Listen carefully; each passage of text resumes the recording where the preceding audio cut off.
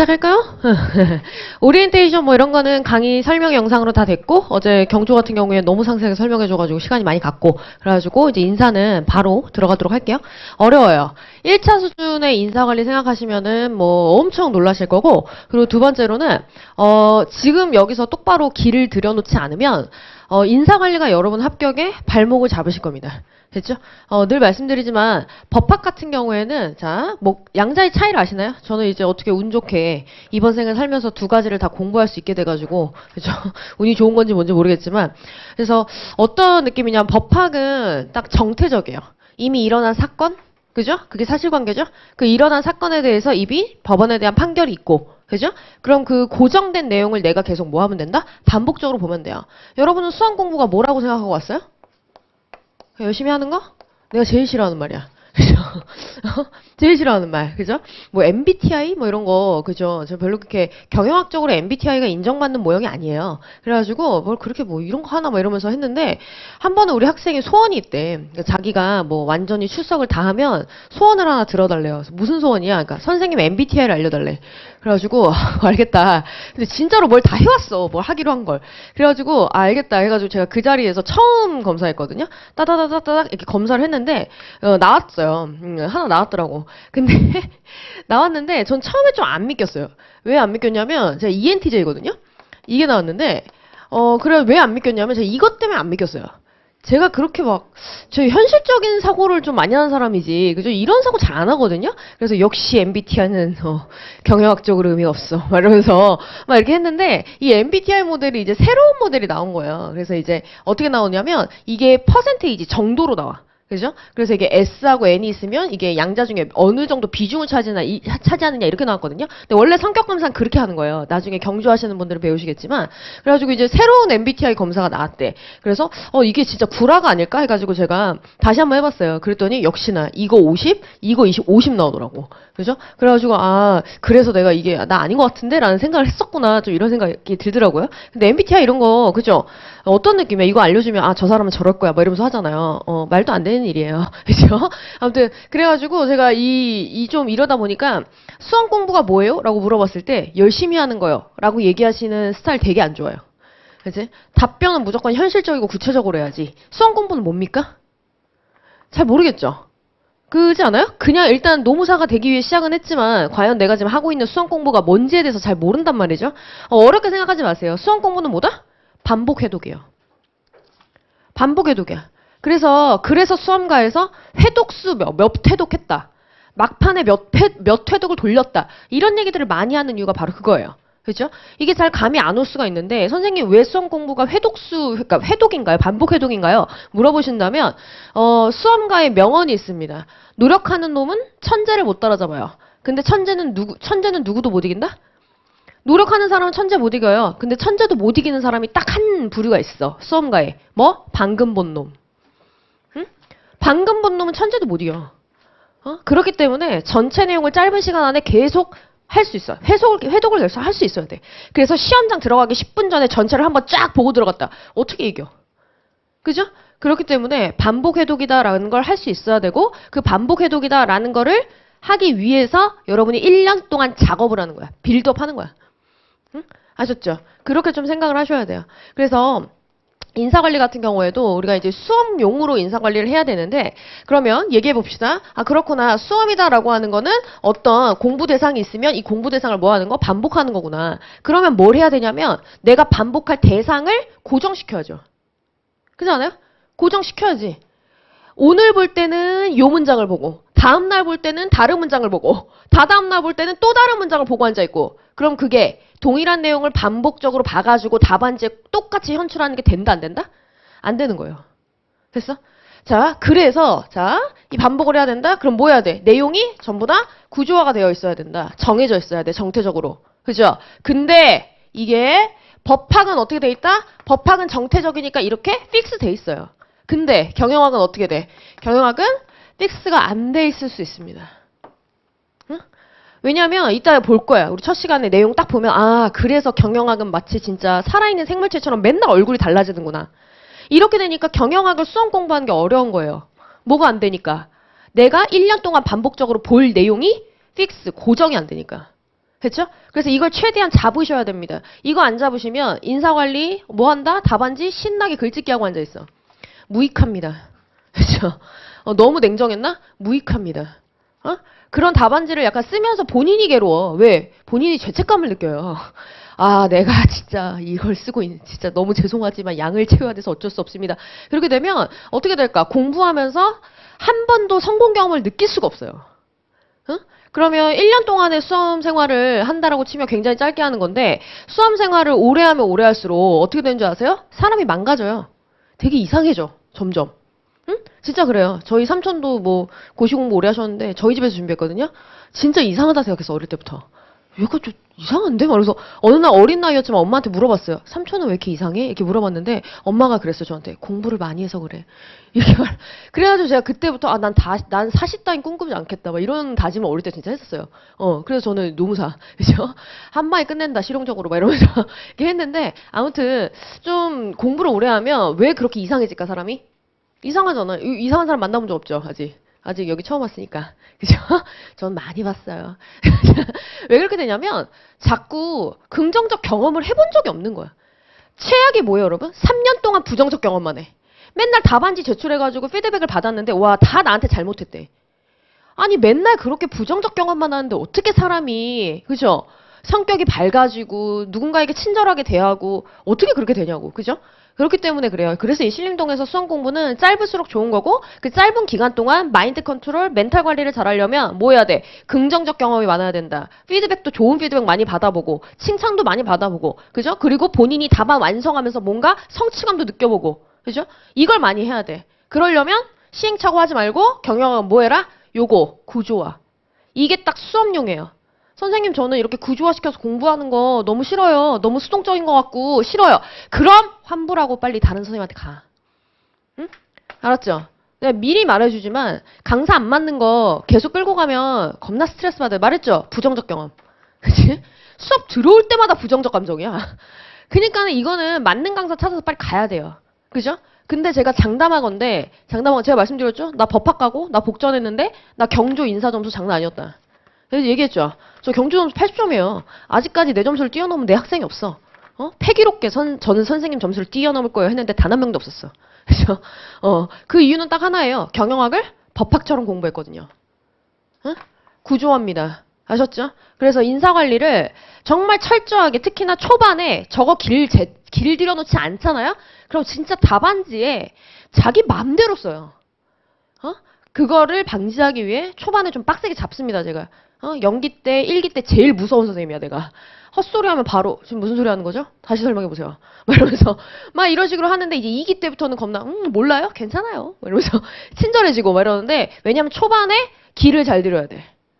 그래가지고 조금 이게 좀 빡세게 몰아갈 수 있어요. 됐죠? 밑줄 쳐라. 답안지 이거 들어가야 된다. 딴소리 집어쳐! 막 이런 식으로 갈 거니까, 선생님 저는 그렇게 하면 너무 힘들어요. 하면은, 빨리 뭐 해라? 환불 권장 강사야. 그죠? 환불하고 자기한테 맞는 선생님한테 가고. 됐죠? 그렇게 하세요. 됐나요? 그리고 늘 말씀드리지만 인사관리 경영학에서 창의성 발휘하고 싶어요. 뭐 답안지 제 맘대로 좀 쓰고 싶어요. 라고 하신다면 뭐 해야 된다? 합격하고 대학원 가세요. 여기선 철저하게 무슨 공부? 수험 공부. 됐죠? 수험 공부야. 질문도 수험스럽게 하세요. 응? 와가지고 내가 몇 개 예시를 일단 들어드릴 건데 선생님 근데요 제가 회사 다녔었는데 저희 회사는 안 그랬는데요 이런 거 질문하면 진짜 개까여요 저한테. 진짜 미리 말씀드릴게요. 정말 까입니다. 그냥 막 제가 막 몰아붙이는 게 아니라 정말로 논리적으로 깝니다. 그게 더 상처야. 그죠? 왜 그런지 이따 보여드릴게요. 예시도 몇 개 들어드릴게요. 제일 많이 하는 그 질문들. 됐죠? 한번 여러분 판단을 해보세요. 아, 저런 질문 하지 말라는 거구나. 하고 느낌 올 겁니다. 아셨죠? 그럼 이제 인사는 요 정도로만 잔소리하고 바로 내용 들어가 보도록 합시다. 답안 작성 방법이며 뭐며 전부 다 설명의 영상 보고 오세요. 아셨죠? 설명 영상 보고 와. 그거 올렸는데 왜 안 봐? 그러면 안 되죠? 자, 봅시다. 자, 일단 저희가 인사관리 체계이다라고 하는 걸 잘 잡으셔야 됩니다. 말씀드렸죠? 뭐가 중요하다? 구조화. 수험 공부는 구조화를 잘 시켜놔야 돼. 그래야 암기도 잘 되고 정신없이 쓸데없는 소리 답안지 안 쓰고. 아셨죠? 자, 그럼 갑니다. 지금 잠깐만. 어제 나 안 만난 사람. 맞네. 큰일 났네. 다시 설명해야 되는데. 저 판서 많아요. 근데 본인이 판서를 하시면서 뭐 딱 정리하셔도 되고, 저는 판서하면서 듣는 거 안 돼요. 저는 멀티가 안 돼요 하시면 판서 노트가 카페에 있어요. 됐죠? 그 PDF 파일을 다운받아서 본인이 그거를 출력해가지고 뭘 하시든 아니면 뭐 패드에다가 파일로 다운받아가지고 그 위에 가피를 하시든 그렇게 하시면 됩니다. 됐죠? 그래서 복습을 하실 때는 판서 노트를 이용을 많이 하시는 편이긴 해요. 판서 노트를 쫙 집에 가는 길에 쫙 보면서 구조를 잡고 흐름을 잡아. 그 다음에 다음날 아침에 독서실에 딱 앉아가지고 인사관리는 서브노트나 이런 거 한번 처음부터 쫙 읽어봐야 돼. 그래서 전체 흐름을 잡고 그 다음 뭐 하는 거다? 연습 문제집으로 쟁점별로 정리하고 암기하고 해서 모의고사 준비하고 오세요. 됐죠? 딱 그렇게 하고 오시면 됩니다. 그래서 판서 많습니다. 됐죠? 저는 판서하면서 못 들어요. 그러면 자료까지 다 올려놨어. 더 이상 익스큐즈는 없다. 그렇죠? 그렇게 하시면 돼요. 그래서 판서 많습니다. 판서 통해서 설명하고 그 다음에 연습 문제집으로 책 정리하고 서브노트는 수업 시간에 같이 정리하지 않습니다. 아셨죠? 자, 그럼 봅시다. 자, 이제 저희가 본격적으로 인사관리 체계이다라고 하는 걸 잡을 거예요. 그럼 인사관리의 체계이다라고 하는 것은 자, 구조화를 시켜야 된다고 했어요. 그래서 체계를 이해를 잘해야 돼. 안 그러면 정말 헛소리하는 부분들이 생기니까. 자, 봅니다. 그럼 인사관리의 체계를 잡으려면 자, 첫 번째 뭐 해야 된다? 이 인사관리 활동을 하위 활동으로 여기는 전체 경영학의 체계를 잡아야 돼요. 그렇죠? 자, 경영학에서 중요한 관점이 있었다 그랬죠? 무슨 관점? 시스템 관점. 시스템 관점이다라고 하는 건 뭐지? 시스템 이론 다 1차 때 했잖아요. 뭐야? 부분 하위 요소가 모여서 전체적으로 마치 하나인 것처럼 보인다. 그래서 그 하위 요소들, 자, 하위 요소들이 묶여서 전체가 하나인 것처럼 보인다는 거야. 좀 불편하다. 내가 어제 경조 때 다 했거든.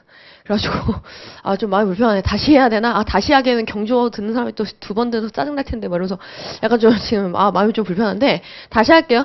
경조 들으시는 분들 조금, 그죠? 중복돼서 좀 그럴 수 있는데, 그쵸? 뭐, 완벽하게 아는 거 아니잖아. 그죠? 그러니까 2번 들어도 된다고 저는 좀 그렇게 생각할게요. 자, 그 시스템 관점은 뭐냐면, 자, 꽃송이 하나가 있어. 그럼 이 꽃송이 하나하나를 뭐 하는 거다? 이렇게 연결을 시키면 이게 어떻게 된다? 전체적으로 봤을 때 하나인 것처럼 보인다. 그래서 경영학을 이렇게 하위 요소를 하나하나 쪼개서 보고 그 하위 요소가 긴밀하게 연결돼가지고 그냥 전체 하나인 것처럼 보인다라고 보는 게 시스템적 관점이에요. 그러면 조직 자체를 시스템으로 본다라고 하면 조직을 어떻게 보는 거야? 우리 조직 안에는 김 대리도 있고 최 과장도 있고 김 부장도 있고 그죠? 하나 다 독립된 요소들이잖아요. 그 독립된 변수들이 뭐 하는 거야? 우리 기업의 목표다라고 하는 걸 중심으로 쫙 연결되죠. 즉 상호작용하잖아. 업무를 보고하기도 하고 지휘명령 내리기도 하고. 그렇죠? 이렇게 모두가 연결이 돼서 마치 어떻게 돼? 하나의 그룹, 하나의 기업인 것처럼 보이죠. 그죠? 이렇게 부분의 합이 전체적으로 하나인 것처럼 보인다라고 모든 현상을 바라보는 걸 저희가 시스템적 관점이다라고 합니다. 그래서 경영학에서 되게 중요한 관점이에요. 그러면 자, 이 경영학을 시스템적으로 바라보면 자, 여러분 어떻게 되겠습니까? 자, 경영학을 시스템적으로 바라보면 경영학이다라고 하는 것은 그냥 하나의 학문이 아니라 다양한 하위 학문들이 긴밀하게 연결돼서 하나인 것처럼 보이는 게 되는 거야.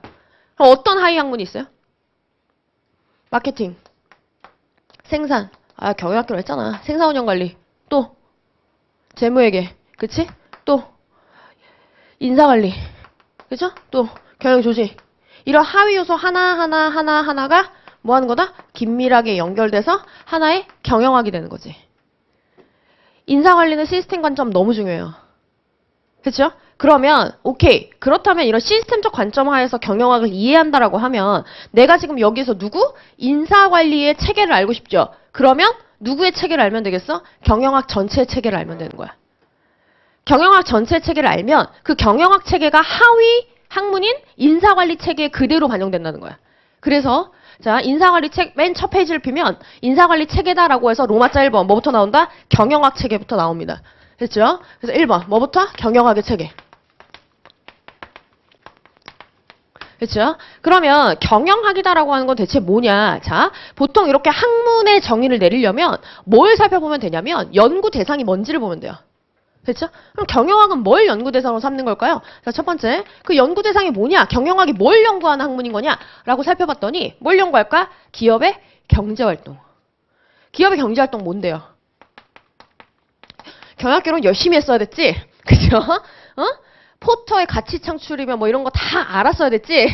그렇죠? 열심히 해야 돼요. 자, 기업의 경제활동이다 라고 하는 게 연구 대상으로 와야 합니다. 그러면 기업의 경제활동은 뭐냐? 뭐를 창출하는 거야? 가치 창출. 어? 내가 10,000원짜리 천대기 떼어가지고, 10,000원이래, 1,000원으로 합시다. 1,000원짜리 천대기 떼어가지고, 이거를 뭐해요? 이걸 내가 열심히 뭐해? 변환시켜. 뭘로? 옷으로. 그죠? 그럼 옷으로 변환시켜서 이 옷을 뭐 하는 거다? 얼마에 팔아? 시장에? 5,000원으로 팔아. 그러면 난 지금 뭐 했어? 1,000원짜리로 5,000원짜리를 만들었죠? 얼마의 가치를 창출했어? 플러스 4,000원. 이게 기업의 경제활동이지. 기억하죠? 오늘 경영학 지식 많이 필요해. 경영학교에서 했던 거, 전략경영 이런 거. 그렇죠? 열심히 하고 왔어야 돼. 1차를 대강한다? 말이 안 되지. 2차까지 안 보는 단기, 좀 너무 이제 근시안적인 접근인 거예요. 자, 그럼 이렇게 되는 거죠? 그럼 경제활동이다라고 하는 건 보시는 것처럼 뭐 투입을 변환시켜서 산출로 만드는 것이다. 됐죠? 그럼 이 경제활동이다라고 하는 걸 통해 가지고 기업은 뭐 하는 거야? 가치를 창출한다. 그래서 가치를 창출한다라고 하는 이 목적을 달성하기 위해서 필요한 자, 가치 창출. 자, 이 가치를 창출하는데 필요한 직간접적 활동들을 저희가 뭐라고 할 거다? 이 경제활동이라고 하는 거예요. 그러면 이 경제활동이다라고 하는 것을 자, 원활하게 하기 위해서는 뭐가 필요하냐? 이거 좀 지울게요. 경제활동을 원활하게 하기 위해서는 자, 어떻게? 이 활동이 무난하게 쭉쭉쭉 연결되고 중단되거나 문제가 생기지 않도록 하기 위한 다양한 활동들이 필요해. 이 경제활동과 직접, 간접적으로 어떻게 돼? 관련된 활동들이 잘 이루어져야 돼. 아니, 원자재, 즉 옷을 만들려고 하면 천을 제때제때 빨리빨리 사와서 조달해줘야지. 그래야 뭐예요? 생산 라인이 안 쉬고 돌아가는 거 아니야? 그죠? 그럼 그렇게 생산을 다 해놨으면 그 옷을 뭐 해야 돼? 마케팅 부서가 잘 팔아야지. 그쵸? 그러니까 이 활동들이 뭐 해야 돼요? 긴밀하게 연결이 잘 돼야 되는 거예요. 그렇죠? 그럼 이 연결이 잘 되게 하기 위해서 뭐 하는 거다? 자, 투입, 변환, 산출. 여기 봐. 여기 봐. 여기 봐야 돼. 책 봐야 아무 소용 없어. 안 써 있어. 자, 이게 뭐야? 투입, 변환, 산출이다. 라고 해서 가치 창출에 직접 관련되는 활동. 이거를 원활하게 돌아가게 만들기 위해서 필요한 간접적 활동. 이 모든 것들을 총괄해서 우리가 뭐라고 하는 거다? 경영활동이다 라고 하는 겁니다. 됐어요? 그래서 봤잖아, 경영학에서. 주기능, 부기능. 마이클 포터. 가치사슬 뭐야? 기억하죠? 자, 그러면 오케이. 그렇구나. 이 경영활동이구나. 그러면 이 경영활동이다라고 하는 건 대체 어떤 체계로 이루어져 있는 걸까? 경영활동에 대해서 체계적으로 경영활동 자체를 분석하고 설명한 학자가 있어. 누구? 페이올. 기억하죠? 자, 페이올이라는 학자, 일반관리론. 자, 일반관리론이다라고 해서 페이올이 자, 뭐라 얘기했어? 경조들 다 대답 좀 해봐. 어제 했잖아. 자, 페이올은 어떻게 했어요? 뭐 했어요? 경영학개론 때 두 문자도 열심히 외웠죠? 자, 첫 번째, 개요. 이게 뭐라고 주장해? 개요. 야, 내가 경험해보니까 그렇게 테일러처럼 생산 현장, 그죠? 과업 현장만 잘 관리한다고 해가지고 되는 거 아니던데? 그쵸? 그래서 뭐가 필요하다? 조직 전반에 대한 뭐가 중요해? 관리 활동이 되게 중요한 거야. 라고 얘기했어요. 그지? 그러면서 이 관리 활동이 대체 뭔지에 대해서 상세하게 체계적으로 분석해서 설명을 해줬어. 됐어? 자, 그럼 그게 대체 뭐냐라고 해서 그 내용 한번 살펴보면 페이올 아저씨가 첫 번째로 뭐 했어요? 일단 내 경험을 근간으로 해서 경영활동에 대해서 한번 먼저 설명해 줄게. 그래서 이렇게 얘기를 해. 그러면서 경영활동 자체를 뭐합니까? 6가지 범주로 분류합니다.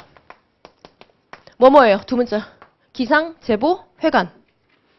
1차 때 열심히 외웠어. 자, 그럼 뭐가 있어? 기상, 제보, 회관. 자, 첫 번째 기술. 기술은 뭐 하는 활동? 생산하는 활동. 그 다음에 상업은 뭐 하는 활동? 판매하는 활동. 자, 재무는 뭐 하는 활동? 자금 흐름을 관리하는 활동. 그렇죠? 그 다음에 보전. 이건 무슨 활동? 인적 자원, 물적 자원을 보호하는 활동. 그렇죠? 그 다음에 세 번째, 회계 활동은 수익과 비용을 관리하는 활동. 그죠? 그 다음 마지막, 회관, 관리적 활동. 이건 뭐다? 어제 배운 거, 플랜도 C. 됐어? 그래서 경영활동이다라고 하는 건 이렇게 6가지 활동으로 기상, 제보, 회관. 기상, 일어나서 제 보러, 회관에 가자. 이렇게 외웠잖아. 했죠? 이렇게 6가지 활동으로 나뉘고 이 중에서 가장 중요한 게 뭐라고 얘기합니까? 관리 활동이 가장 중요하다라고 해서 관리 활동 자체를 뭐한다? 강조한다. 기억하죠? 그럼 선생님, 입문자들이 많이 질문해요. 선생님 그러면 여기서는 기업이 이렇게 경제 활동을 한다라고 했을 때 이와 직접 관련되는 활동이 뭐야? 구매, 생산, 판매, 주기능이잖아요. 1차 때잖아. 그죠? 자, 근데 여기에 이제 이 구매, 생산, 판매가 원활하게 연결될 수 있도록 해주는 그런 지원 활동들을 간접적 활동이라면서요. 그럼 간접적 활동 대표적인 예시 뭐 있어? 인사, 또 조직 구조, 아니면 재무회계. 그죠? 이런 것들이 여기 해당하거든요. 그럼 이거잖아요. 그럼 얘랑 페이올이랑 같은 얘기하는 거예요? 다른 얘기하는 거예요? 이거 되게 많이 물어봐요. 처음 공부한 사람들. 지금 입문자들은 이런 게 되게 헷갈리지 않아요? 아닌가? 별로 아무 생각 없었어요? 질문할 생각이 없었나요? 그죠? 이거 많이 물어봐. 이거 같은 거예요? 다른 거예요는 여러분한테 매우 중요한 문제입니다. 왜? 같은 거면 둘 중에 하나만 하면 되거든. 그쵸? 그래서 저한테 어떻게든 같다라는 말을 듣고 싶어서 끝까지 물어봐요. 그죠? 이거 같아요? 아니요, 달라요. 근데 제가 생각하기엔 어쩌고저쩌고 달라요. 제가 생각하기엔 그래도 선생님이 이게 같은 것 같은데 그냥 하나로 이것만 외우면 안 될까요? 안 돼요. 끝까지 제가 이렇게 하는데, 그죠? 이건 어떤 관계로 이해하시면 되냐면, 페이올이라는 아저씨가 이론적으로 이렇게 설명을 했죠? 그죠? 이 이론이 점점 뭐 하는 거다? 일반화되어서 정리된 내용이 이건 거예요. 그러니까 이 누군가가 이론적으로 주장을 하면 그 이론이 타당했을 때 어떻게 가는 거야? 일반론으로 가는 거야. 그렇죠? 그래서 그 관계예요. 그래가지고 유사하긴 합니다. 근데 여러분이 이걸 쓸 일은 없습니다. 2차에선. 오히려 요거 중심으로 보시면 돼요. 2차에서는. 하셨죠? 자, 그렇구나. 그럼 이제 가볼까요? 이 기상제보 회관 중에서 관리활동이 중요하다고? 관리활동이다라고 하는 건 대체 뭔데? 자, 관리활동은 내가 어떤 목적이 있다라고 했을 때 그 목적을 달성하기 위해 뭐 한다? 계획을 수립하고. 그렇죠? 그럼 이 계획을 실행하기 위해서 필요한 인적, 물적 자원을 조직화하고. 조직화한다는 건 무슨 뜻이라 그랬죠? 갖춘다. 그치? 내가 이 기계가 필요해. 그럼 산다. 갖춘다. 했죠? 그럼 이게 다 갖추고 났으면 얘네 뭐 해야 돼? 일 시켜야지. 그쵸? 계획대로 움직이게 만들어야죠. 그러려면 뭐 해야 돼? 지휘명령. 그쵸? 그 다음 뭐 해야 돼요? 각각이 맡은 업무를 다 수행하면 그 과업들을 뭐 해야 된다? 연결시켜야 돼. 곰돌이 인형 하나를 만든다 하더라도 야 나는 팔 만들게, 넌 다리 만들어, 너는 머리 만들어, 너는 몸통 만들어. 그럼 각각 과업 수행했죠? 그럼 뭐 해야 돼? 이거 합쳐야 곰돌이 인형 되는 거야. 그래서 조직은 무조건 이렇게 각자 과업을 수행하고 나면 뭐 해야 된다? 연결. 연결을 우리는 어려운 말로 조정한다. 이렇게 얘기하는 거야. 업무 조정. 됐죠? 그럼 이렇게 해서 조정까지 다 하고 나면 이제 뭐 하는 겁니까? 계획대로 잘 실행을 했는지 평가해야 되죠. 그게 바로 뭐야? 통제. 그래서 페이올이 뭐라고 했어? 관리활동은 개조명 정통이라고 해서 외웠잖아 1차 때. 그렇죠? 그래서 관리활동 5가지 나뉜다 이렇게 얘기해요. 그렇죠? 아무튼 그래. 자, 그럼 이제 갑시다. 아, 그렇구나. 그러면 이게 바로 그 유명한 뭐라 그랬어요? 경영학의 아주 중요한 체계. 플랜, 두, C가 되는 거야. 됐죠? 그러면 이제 해결해야 될 게 있죠? 알았어. 관리활동은 이런 거구나. 근데 이걸 강조한다는 게 무슨 뜻이야? 기상제보 회관 중에 관리만 하면 된다는 뜻이야? 아니야. 뭐라고 합니까? 각각의 하위 활동을 할 때는 무조건 어떻게? 무조건 관리적으로 접근해라. 무슨 말이야? 생산 하나를 하더라도 플랜 두 C. 마케팅 하나를 하더라도 플랜 두 C. 모든 걸 다 이렇게 관리적 차원으로 접근하면 뭐가 올라가? 효율과 능률, 합리성이 올라간다. 됐어요? 그래서 여러분 경영을 할 때는 계획 없이는 절대 경영 활동은 일어나지 않아요. 됐죠? 그렇게 생각하시면 돼요. 그래서 자 이걸 강조한다라고 하는 건 무슨 말? 각각의 경영 활동, 하위 경영 활동을 할 때는 어떻게? 관리적 차원으로 접근해라. 관리적 차원으로 뭐 해라? 접근해라. 이렇게 얘기하는 거예요. 됐죠? 그러면서 무슨 얘기까지 한다 그랬어? 관리 나 한 번도 안 해보고 처음 한 거라 잘 모르겠어. 그러니까 뭐해? 관리 원칙까지 14개 설명해 주지. 그래서 14가지 관리 원칙까지 얘기를 해줍니다. 1차 뗐어. 됐죠? 오케이, 그렇구나. 이론의 평가? 여기서 안 할 거야. 경조가 아니거든. 됐죠? 아, 그렇구나. 그래서 뭐 나한테 어쩌라는 거냐. 이제 이걸 해야지. 어쩌라는 거지. 그죠? 이거 어쩌라는 거야. 그래서 뭐 어쩌라는 거야. 경영학 체계잖아. 뭐 설명해야 돼요? 그래서 경영학 체계가 뭐니? 이걸 설명해야지. 그쵸? 그래서 지금까지 했던 이 논의들을 다 합치면 경영학 체계는 뭐야? 결론, 소결이라 쓸게요. 소결이라는 단어는 경영학 답안에서 그렇게 좋은 단어가 아닌데 그래도 그냥 쓸게요. 자, 그럼 결론 뭐야? 경영학 체계는 일단 첫 번째, 지금 페이올이 무슨 짓 한 것 같아? 어떤 하나의 활동이 있다라고 하면 이 활동을 뭐해? 쪼개. 그치? 어? 그렇잖아. 쪼개잖아. 이걸 무슨 차원으로 접근한다고 표현하게요? 관리적 차원하고 대조되는 말로? 기능적 차원으로 접근한다고 하는 거야. 그래서 여러분이 엄청나게 그 단어를 많이 볼 거야, 이제부터. 기능. 기능이라는 뜻이 저는 확 와닿지 않았었거든요. 저 대학교 때 공부할 때는. 그렇죠? 그 기능이라는 게 제가 계속 공부하다 보니까 그냥 딱 직관적으로 와닿는 의미가 뭔지 아세요? 활동이야. 그래서 답안지나 책에 기능이라고 쓰고 여러분은 머릿속에 활동. 이렇게 하시면 딱 알아들어. 그래서 하나의 활동을 일단 뭐 해야 된다? 어떤 활동으로 이루어져 있는지 쪼개야 된다. 그럼 경영학의 첫 번째 체계. 일단 경영학을 하고 싶으면 첫 번째 뭐? 기능적 차원에서 분석을 한번 하고. 그럼 이 각각의 기능을 뭐 해야 돼 이제? 플랜드 C 구조로 접근해야 되는 거야. 이걸 뭐라 그래? 관리적 차원으로 접근한다. 이게 기본이에요. 그러면 그럼 이제 이렇게 되는 거 아니에요? 예를 들어서 어떤 회사든지 간에 생산, 판매, 그죠? 뭐 구매 활동. 뭐 한 거야 지금? 하나의 우리 회사의 경영 활동을 지금 하위 활동으로 쪼갰지. 쪼개고 나서 생산 그냥 드립다 해? 아니지. 어떻게? 생산 하나를 하더라도 어떻게 하겠다는 거야 지금? 플랜 2, C로 나눠서 하겠다는 거야. 그럼 이제 뭐가 나와요? 경영학의 체계가 이렇게 잡히는 거구나. 그러면 우리가 지금 논해야 되는 건 누구야? 인사. 인사도 어떻게?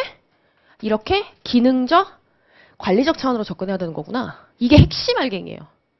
그럼 이 핵심 알갱이, 핵심 구조를 이제 뭐 해야 될까? 각 기업의 특성에 맞게 뭐만 바꾸는 거야? 틀은 그대로 유지하되 요 안에 들어가는 세부 내용만 바꾸는 거야.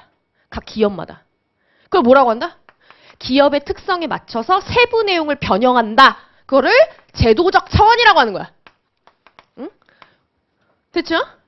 뭔 말인지 알겠지? 그러면 이렇게만 하면 그냥 다 만사 잘 될까? 여러분 그런 경우 생각하셔야 돼요. 어떤 경우 생각하시면 되냐면 어떤 회사가 물건을 만드는데 되게 효율적으로 만들어. 효율성 장난 아니야. 그래서 수익이 되게 많이 남아. 이익이 많이 남는단 말이야. 근데 그 회사의 물건을 아무도 안 사. 그럼 여러분 생각해보세요. 그 회사는 지금 이 기능적 차원, 관리적 차원으로 접근했고 뭐 했어? 우리 기업의 특성에 맞게 우리 제조회사라서 우리는 그렇게 할 거야 해가지고 특성에 맞게 잘 이거를 구성을 했는데 뭐를 고려하지 않았기 때문에 물건이 안 팔리는 걸까?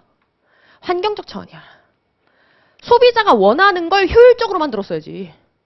그렇지 않아요? 그냥 드립다 내부 관리만 이렇게 막 한다고 해가지고 되는 게 아니라는 거야, 기업은.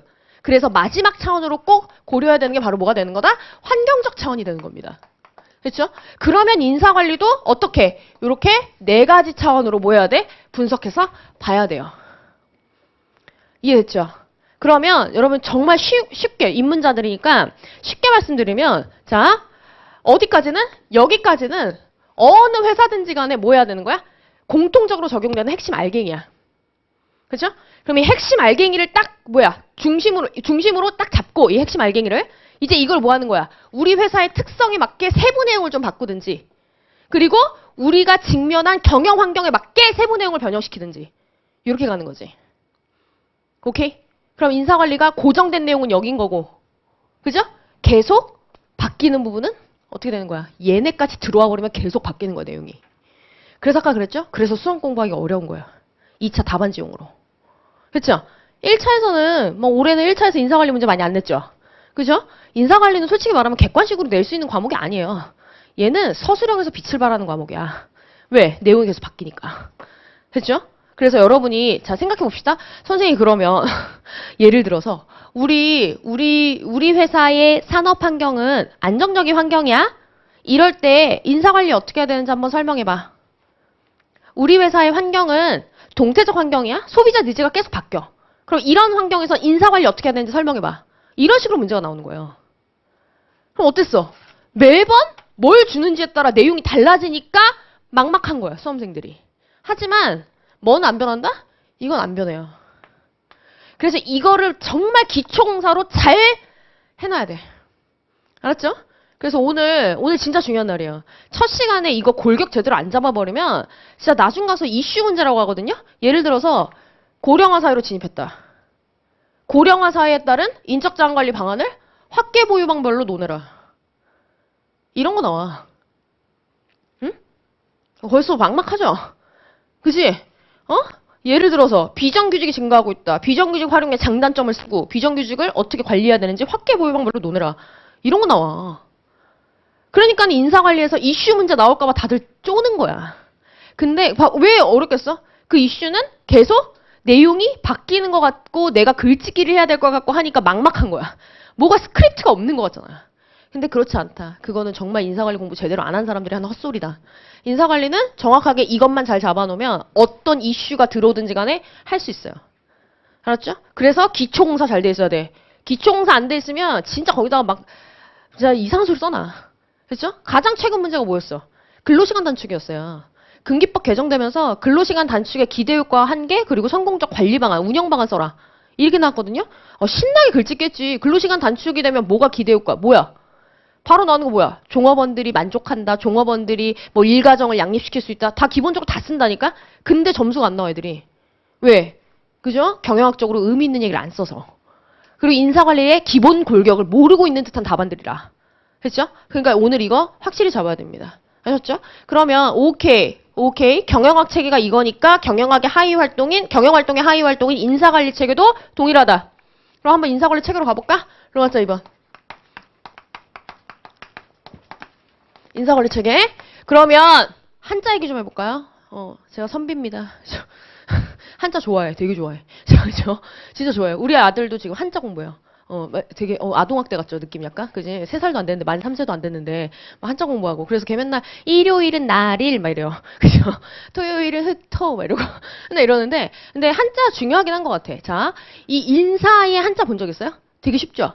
뭐야? 사람 인자. 일사자죠. 그래서 인사관리는 그냥 사람을 관리하는 게 아니라, 이 직무를 맡고 있는 사람을 관리하는 거예요.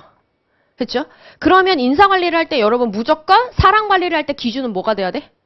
이 사람이 맡고 있는 직무가 돼야 되는 거야. 그래서 테일러의 과학적 관리법이 이 인사관리의 기본적 베이스가 되는 거예요. 아셨죠? 자, 그럼 한번 가봅시다. 인사관리 체계. 자, 일단 첫 번째 뭐 해야 돼? 기능적 차원으로 접근해야 된다며. 기능적 차원. 그럼 인사관리는 어떠한 하위 활동으로 이루어져 있느냐? 활동 쪼개야지 인사관리 활동. 그렇죠? 근데 뭐라고 했어요? 얘는 이 직무를 맡고 있는 사람을 관리하는 거다. 그럼 사람 관리를 하는 활동들을 쪼개보자. 첫 번째, 누가 이 직무를 맡을까? 직무에 적합한 사람을 확보 배치해야지. 그럼 이렇게 이 직무에 이 사람을, 그죠? 적합한 사람을 확보해서 배치를 해놓으면 그 다음 뭐 해야 될까? 이 사람이, 그죠? 이 직무를 얼마나 잘 수행했는가 결과를 평가하든 그 직무를 수행하는 과정을 평가하든 이 사람의 능력을 평가하든 뭐 해야 됩니까? 평가하고 평가했더니 얘가 좀 능력이 딸리네? 그럼 뭐해? 내보내? 아니지. 뭐 해야 돼? 개발시켜줘야죠. 이 직무를 잘 수행할 수 있도록 요구되는 능력을 키워줘야지. 그쵸? 그러면 개발까지 다 해줬어. 이제 종업원 입장에서는 헛소리 못해. 제가 잘 몰라서요. 이딴 말 못해. 회사가 다 뭐했어? 개발시켜줬으니까. 그럼 이제 뭐 합니까? 보상해줘야지. 직무 수행 결과를 뭐 한다? 결과를 토대로 해서 근로에 대가를 제공해줘야지. 그죠? 그러면 이제 네 번째 가볼까요? 자, 인적 자원하고 물적 자원의 가장 큰 차이가 뭐라 그랬어요? 인적 자원은 심리적, 사회적 요인이 있다. 기계는 24시간 돌리고 48시간을 돌려도 지루해요 라는 말을 하지 않아요. 그죠? 근데 인간은 어때요? 24시간 일하면 지루해요. 힘들어요. 집에 보내줘요. 이런다고. 그치? 그렇기 때문에 이 인적 자원은 반드시 무슨 관리가 필요하다? 유지 관리가 필요해. 일정 수준의 노력을 계속 지속시키기 위한 관리 활동이 가미돼야 된다는 거예요. 그렇죠? 자, 그 다음 마지막 뭐 할까? 이 직무하고 이 사람의 적합성이 안 맞아.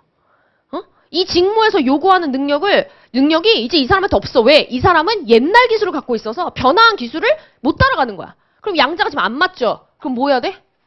다른 직무로 보내던가 더 나아가선 외부 노동시장으로 방출해야지. 그렇죠? 그래서 직무와의 관계를 단절시키는 뭐가 필요하다? 방출관리 활동. 이게 바로 뭐가 된다? 인사관리 활동을 하위 활동으로 쪼갠 거예요. 그래서 이게 그 유명한 뭐가 되는 거다? 확, 개, 보, 유, 방. 됐죠? 그래서 아까 그런 이슈 문제 있죠? 그거를 이제 수험가에서는 확계보유방 문제 막 이렇게 얘기해요. 고령 인력을 대상으로 한 확계보유방 논해라 이런 문제. 그치? 그러면 이게 바로 뭐가 됩니까? 꽃송이 하나하나 고령화라는 걸 기준으로 묶어서 이쁘게 꽃다발 만드는 문제인 거야. 그렇죠? 그래서 인사관리는 뇌가 살아있어야 돼. 계속 생각해야 돼. 그래서 답안지 쓰면서 계속 생각해야 돼. 법항 그냥 외우면 되잖아. 그죠? 중요한 단어 뭐 이런 거 다 찾아낸 다음에 외우면 돼. 근데 얘는 안 됩니다. 외우는 것만으로. 그렇죠? 이해한 다음에 아 이게 중요한 단어구나. 그거를 딱 감을 잡는 순간 그때부터 그걸 외우는 거야. 그렇죠? 그래서 잘 듣고 그죠? 잘 듣고 뇌가 계속 살아있어야 되고 졸면 큰일 나. 여기서 잠깐 놓치면 바로 뒤에가 닫고요. 경영학은 처음부터 끝까지 논리가 쫙 연결돼요. 알았죠? 절대 졸면 안 돼. 걱정하지 마. 내가 다 깨워줘. 이것도 치고 발로도 쾅쾅하고 일어나요! 막 이렇게 하고 왜 졸아! 막 이러고 해가지고 다 깨워주긴 해. 그래도 정신 차리고 그죠? 내가 이렇게 무서운 사람 아닌데 인사관리만 할 때는 무서워져. 그죠? 봅시다. 경조는 어제 그렇게 무섭지 않았잖아. 그죠? 나름 되게 귀엽게 했다고 생각했는데, 그죠? 막 연극도 하고 막, 그치? 막 이러면서. 자, 그럼 이제 기능적 차원이죠? 쪼갰어. 그럼 이제 뭐 해야 돼? 플랜도시. 각각을 어떻게 접근해야 된다? 드립다는 게 아니라 확보 하나를 하더라도 플랜도시. 개발 하나를 하더라도 플랜도시. 차원으로 활동을 전개해 나가야 돼. 그렇죠? 그럼 이제 관리적 차원으로 가볼까? 관리적 차원. 그럼 얘는 이제 플랜도시야. 그죠? 그래서 요렇게 들어가서, 미안하다 얘. 자, 플랜, 두, 씨. 그러면 확보 활동을 할 때는 사전에 그러니까 확보 활동을 할 때 그냥 막 사람들 막 뽑아? 드립다 뽑아? 아니에요. 여러분 같으면 뭐부터 할 것 같아요? 어떤 인적 자원이 몇 명 필요할지 예측부터 하겠지. 그쵸? 그게 바로 뭐가 돼? 수요, 공급, 예측. 수요, 공급 예측을 쫙 하고 그 다음에 이제 뭐 한다? 우리는 노무사 자격이 있는 사람이 10명이 필요한데 지금 우리 회사에 5명밖에 없네? 그럼 남은 그 5명, 부족한 5명을 뭐 하겠어? 육성 개발하거나 외부에서 뽑아오거나. 그렇죠? 그래서 그렇게 그 인력 계획 또는 그 확보 계획을 세우는 거야. 선발 계획을. 자, 그럼 이렇게 예측하고 나면 이제 뭐 합니까? 우리 부족한 인원이 있는데 그럼 이제 뭐 할까? 열심히 육성하던가 아니면 외부에서 뽑아오던 거야. 그래서 지원자 풀을 만들고 이 지원자들 중에서 직무에 적합한 사람을 선발하는 활동이 확보를 구체화시키는 두잉에 해당하는 내용이에요. 그렇죠? 그럼 마지막 뭐 하겠어? 야, 우리가 진짜로 직무에 적합한 사람 뽑았냐? 선발 도구의 타당성 평가, 모집의 효과성 평가 이런 거 하는 거야. 그렇죠? 그럼 제가 이거는 좀 안 쓸게요. 빡세게. 자, 그럼 이제 두 번째 가볼까? 인적 자원 개발하고 싶어. 요구되는 지식 기술 능력 키워주고 싶어. 그럼 뭐 해야 돼? 이거 할 사람, 이 능력 키울 사람 손 들어봐 이래요? 미쳤어 기업이? 그쵸? 뭐 해야 돼? 인사평가 해야지. 인사평가 쫙 해가지고 얘야 너는 왜 네 직무의 성과 수준이 표준 수준보다 안 되니? 왜 표준 성과 수준보다 미달되니? 인사평가하고 아 혹시 너가 요구되는 능력이 몇 개 없니? 그럼 이제 뭐 하는 겁니까? 교육훈련 또는 경력개발로 가는 거야. 그래서 교육훈련 또는 뭘로 간다? 경력개발. 그래서 교육훈련에 대한 효과성 평가, 경력개발에 대한 효과성 평가 또 이렇게 들어가는 거고 다 활동 끝나고 나면. 자, 그럼 이제 보상 가볼까요? 보상 그냥 해요? 드립다 돈 줘? 너 너무 이쁘다. 내가 돈 많이 줄게 막 이래? 사장님이? 그럼 너무 좋겠다. 자, 어떻게? 일단 뭐부터 해? 인사평가. 인사평가 쫙 해가지고 너는 이번에 얼마큼 성과를 냈니? 확인한 다음에 거기에 맞게 뭐 하는 거야? 근로에 대한 대가를 제공하죠. 근로에 대한 대가는 뭡니까? 임금. 또 복류세. 노동법에서 배우지 않죠? 자, 복류세. 근데 노동법적으로 보장된 복류생들도 은근히 많은데 그게 복류생이라고 잘 생각 안 하더라고. 육아휴직. 다 복류생이잖아. 그렇죠? 자, 그럼 이제 뭐 합니까? 임금. 또는 복류세. 그럼 당연히 뭐겠어? 임금 공정하게 줬니? 그죠? 복리후생은 뭐 만족을 시켜줬니 종업원들? 이런 식으로 또 평가가 이루어질 겁니다. 자, 그럼 유지관리 가볼까요? 자, 유지관리는 이게 이상하게 개념이 되게 잘 안 잡혀요. 그죠? 도대체 뭐 하는 짓일까? 막 이런 느낌인데. 자, 그래서 얘는 두잉부터 한번 얘기해 볼게요. 자, 다시 한번 말씀드리지만 인적 자원은 뭐가 있다? 심리적, 사회적 요인을 갖고 있다. 그래서 직무를 수행을 하다 보면 지루함도 느끼고, 그쵸? 하기 싫은 느낌도 들고, 동기부여도 안 돼버리고, 이런 문제가 생겨서 이들의 일정 노력을 유지시키기 위한 활동이 필요하다. 됐죠? 그러면 이들의 노력이 또는 근로 제공의 노력이 단절되지 않도록 하려면 뭐 해야 될까? 첫 번째. 근로시간 설계 잘해줘야죠. 지나치게 길게 근로시간 설계해주면 그죠? 한두 시간 하다가 그 다음부터 어떻게 돼? 노력 수준이 떨어지잖아. 그럼 일정한 노력을 유지시켜 줄 수 있어 없어? 없는 거야. 그래서 근로시간 관리다라고 하는 게 유지관리에서 매우 중요한 겁니다. 그렇죠? 두 번째, 다치면 근로제공 할 수 있어 없어? 일정 수준의 노력 할 수 없죠? 노력이 중단되잖아. 그죠? 그래서 뭐 해줘야 돼? 산업 안전관리. 그죠? 또 뭐 해줘야 될까? 동기부여 수준을 관리해줘야겠죠? 스스로 열심히 노력하려고 하는 그 마음이 우러나가지고 그 열심히 하는 행동으로 연결될 수 있도록 하는 뭔가가 필요해. 그걸 뭐라고 한다? 동기부여 관리 또는 모티베이션 관리. 됐죠? 모티베이션 관리. 또 대망의 뭐? 노사관계. 노조 파업하면 근로 제공이 안정적으로 됩니까? 안 됩니까? 안 되잖아. 그래서 협력적 노사관계를 구축해서 일정 수준의 노력이나 근로 제공 자체가 유지될 수 있도록 만들어줘야 돼요. 그래서 노사관계 관리라는 게 들어가게 됩니다. 됐죠? 유지관리를 원래 되게 소홀히 했었는데 유지관리 이런 말이 있었어요. 무조건 3번은 유지관리다. 이런 말이 있을 정도로 계속 지금 연속적으로 3번 문제로 나왔었고 그 근로시간 단축이 유일하게 50점으로 나왔었어요. 됐죠? 그래서 잘 보셔야 됩니다. 아셨나요? 작년에도 3번 문제 노사관계에서 나왔잖아. 브리타로. 그래서 무조건 3번은 유지관리라 생각하시고 잘 보셔야 돼요. 됐죠? 자, 그러면 이제 하나하나 이제 어떻게 하겠어? 플랜으로 한번 가볼까요? 근로시간 설계를 해요. 근로시간 설계 이렇게 얘기하면 그냥 뭐 시간을 정하는 건가? 하지만 근기법엔 1일 8시간, 주 40시간인걸? 설계할 게 있나? 이런 생각이 또 들어, 입문자들은. 그치? 자, 그래서 근로시간을 관리하겠다라고 하는 건 단축 논의와 뭐다? 유연화 논의예요. 단축이다라고 하는 건, 자, 이게 여러분이 이제 막 공부 시작해가지고 그 변천사를 잘 모르실 수도 있네, 대학생분들 같은 경우에는. 옛날에는 어떻게 된다 그랬어? 주 68시간이었어요. 그렇죠? 선생님 어떻게 그게 가능해요? 근기법에는 1일 8시간, 1주 40시간이라고 명시돼 있잖아요. 그죠? 이렇게 많이 얘기하는데, 저 그냥 미리 설명해 드리면, 옛날에는 일주의 개념 정의가 명확하지 않았어요. 이 일주를, 자, 난 월부터 금이다 라고 한다면, 그쵸? 그러면 어떻게 돼? 월부터 금이 일주야. 그럼 일주에 40시간 할 수 있죠? 휴일 근로 하면 돼, 안 돼? 안 되는 거야. 법정 근로시간 위반한 거지. 그쵸? 그잖아. 일주에 몇 시간, 법정 근로시간 몇 시간이에요? 일주 40시간? 연장 근로시간 12시간 할 수 있지. 그러면 이 일주의 개념을 월에서 금으로 보면 어떻게 돼? 토, 일에 근로시키면 큰일 나요. 법 위반이야. 그죠? 그래서 휴일 근로를 못했어요. 근데 아니야. 일주는 월요일부터 일요일이지라는 썰이 있었어. 그럼 어떻게 돼?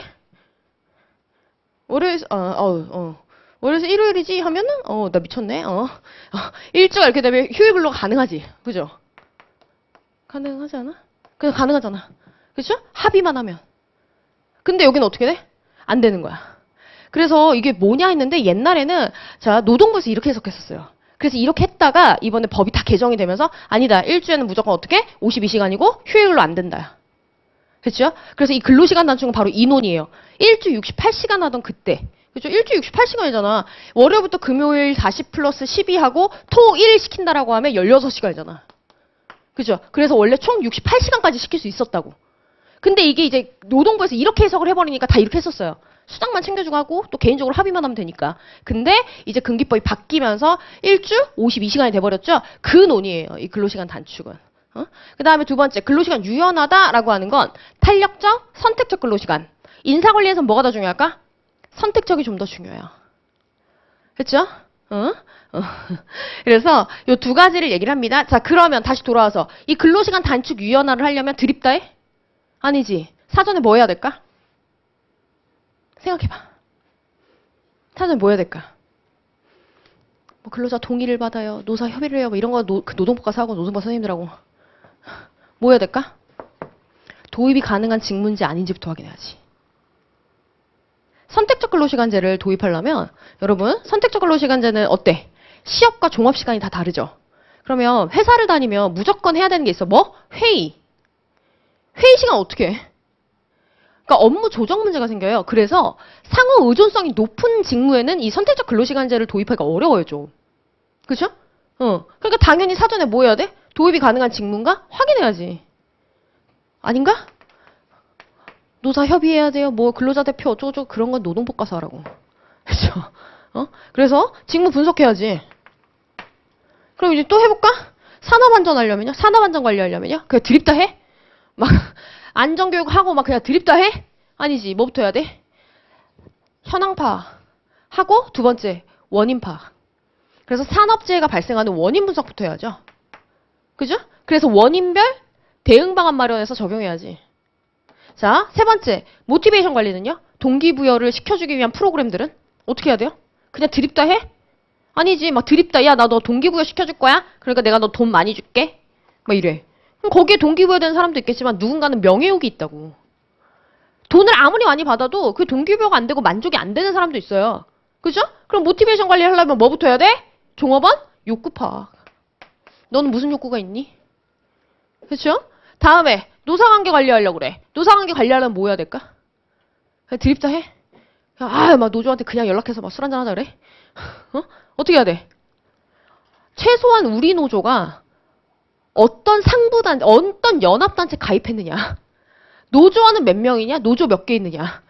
교섭탐구 단일화. 이런 것들 다 뭐 해야 됩니까? 파악해야 되는 거죠? 그걸 뭐라 그래? 노사관계 시스템부터 뭐 한다? 분석한다, 야. 됐죠? 이렇게 플랜을 짜고 그 다음에 두잉을 해야지 헛짓거리 안 한다. 이렇게 얘기하는 거예요. 그렇죠? 자, 그러면 오케이. 유지관리까지 봤죠? 그럼 방출 한번 가볼까요? 방출이다라고 하는 것도 감이 잘 안 오는데, 자, 얘도 두잉부터 먼저 보고 한번 볼게요. 자, 방출은 무조건 회사에서 내보내는 거라고 생각하시면 안 돼. 뭐라고 생각하셔야 되냐면 직무와 사람의 관계를 단절시킨다. 직무와 사람의 관계를 단절시키는 거야. 인사라 그랬죠? 무조건 이 직무랑 사람을 보는 거야. 됐죠? 이 관계를 단절시킨다. 그러면 누구의 의사에 의해서 이 관계가 단절됐느냐에 따라서 두 가지가 있어요. 첫 번째, 자발적 이직. 이거 누구 의사에 의해서 단절된 거야? 종업원. 그렇죠? 그러면 이 자발적 이직도 원래 두 가지 유형이 있어요, 여러분. 생각해봐. 자, 첫 번째, 개인적 사정 때문에 그만두는 거. 그게 뭘까? 사직이에요.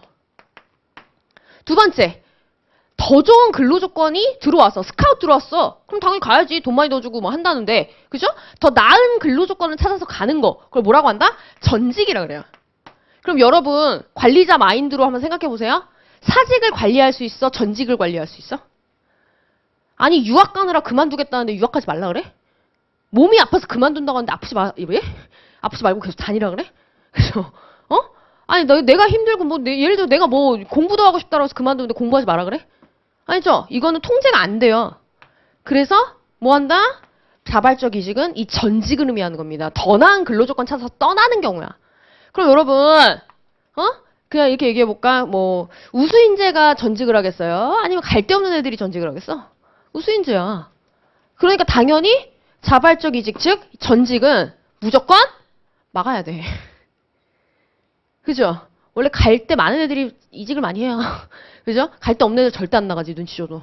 자, 그럼 이제 뭐 합니까? 전직 관리하려면 뭐 해야 된다? 이 우수인재들이 대체 왜 떠나는 거지? 이직 원인 파악해서 원인별 뭐 한다? 대처 방안 마련해야죠. 복리후생이 개떡 같아서 그러니? 복리후생 바꿔주고. 임금이 낮아서 그러니? 임금 올려주고. 그렇죠?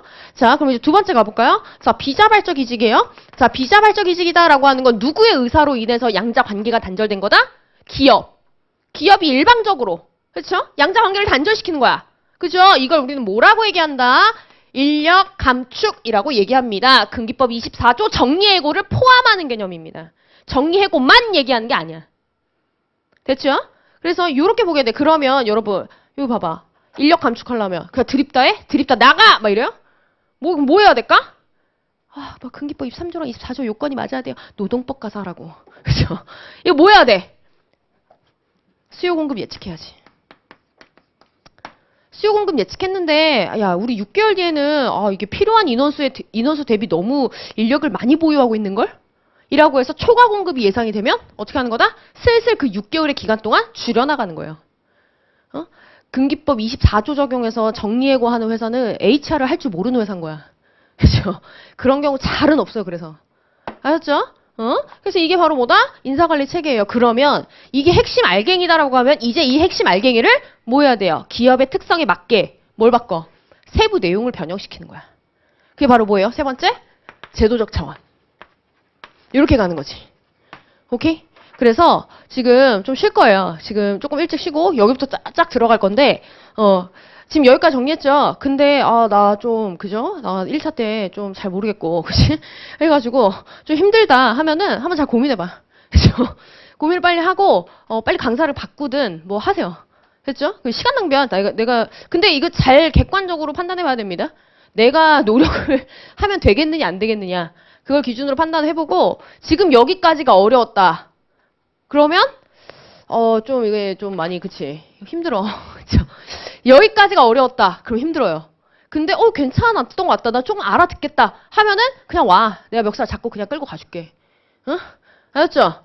됐죠? 그래서 지금부터 10분 딱 정확하게 10분 쉽니다. 저는 자 10분 쉬고 제도적 차원부터 가겠습니다. 아셨죠? 봐서 빨리 강사 변경할 건 빨리빨리 지금 내려와서 빨리 해. 알았죠? 수고했어요. 10분 쉴게요.